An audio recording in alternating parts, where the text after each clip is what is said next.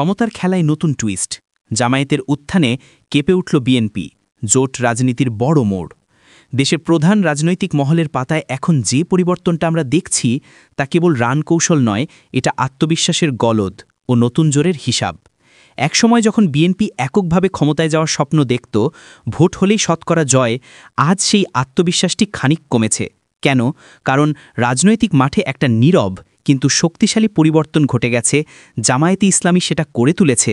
জনপ্রিয়তার তড়ি এখন তাদের দিকে ঝুঁকে যাচ্ছে। এখন বিএনপির কৌশল বদলেছে। একগুয়ে এককভাবে জেতার চিন্তা যেখানে ছিল, সেখানে তারা এখন বড় জোট খুঁজছে, এবং সেই জোটের একজন সম্ভাব্য খেলোয়াড় হল এনসিপি। কারণ রাজনীতির গণিত খুবই সরল।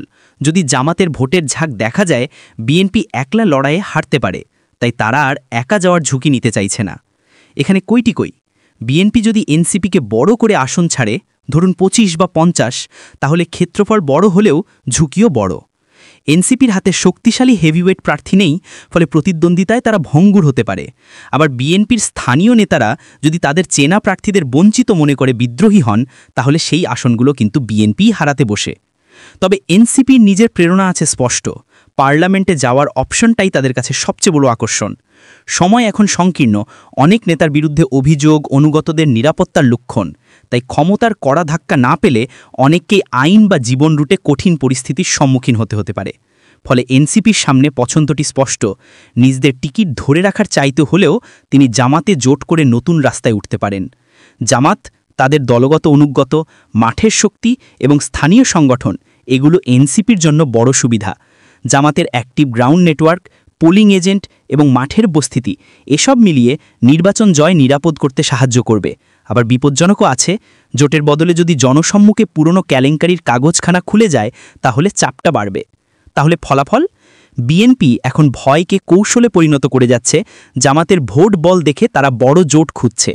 এনসিপি পার্লামেন্টের স্বার্থে জোটবদ্ধ হতে চায়, আর জামাত মাঠের শক্তি বাড়িয়ে সম্ভাব্য জয় নিশ্চিত করছে। এটাই হচ্ছে আজকের রাজনৈতিক সমীকরণ। ভয়মুক্ত কৌশল বনাম কৌশলানুসারিত ভয়। আর এটাই নিয়ে সৃষ্টি হচ্ছে এক জটিল ঘূর্ণি, যেটা সবার জন্যই ঝুঁকি। বিএনপির পক্ষে জোটের পরিমাণ বাড়ালে কখনো কখনো তাদের নির্বাচনী আত্মনির্ভরতাই ক্ষুণ্ণ হতে পারে। এনসিপির পক্ষে জোটই কেবল অস্তিত্বের ভরসা, আর জামাতের পক্ষে এগুলো জনসাধারণের মিশে যাওয়ার সেতু। অর্থাৎ যদি বিএনপি বড় অংশ ছাড়ে এনসিপিকে, তা সুবিধাজনক মনে হলেও আত্মঘাতী হতে পারে। এনসিপির জন্য জামাত একটা বাছাই করা সেরকম বিকল্প, কারণ মাঠে জামাতই তাদের জয় নিশ্চিত করতে পারে। আর জামাত যে ব্র্যান্ড ইমেজ তুলে ধরছে, টিকিটের প্রতিযোগিতা না থাকায় কেন্দ্রে জয় নিশ্চিত করতে পারে। রাজনৈতিক সাহিত্যের এই কাহিনী এখানে থামে না। এখানে বড় প্রশ্নটি হলো, কিসের জন্য রাজনীতি করা হচ্ছে? আদর্শের জন্য নাকি অস্তিত্বের জন্য? কখনো কখনো দলগুলো ঐতিহাসিক পরিচয়ের চেয়েও বাঁচার জন্য কৌশল বেছে নেয়।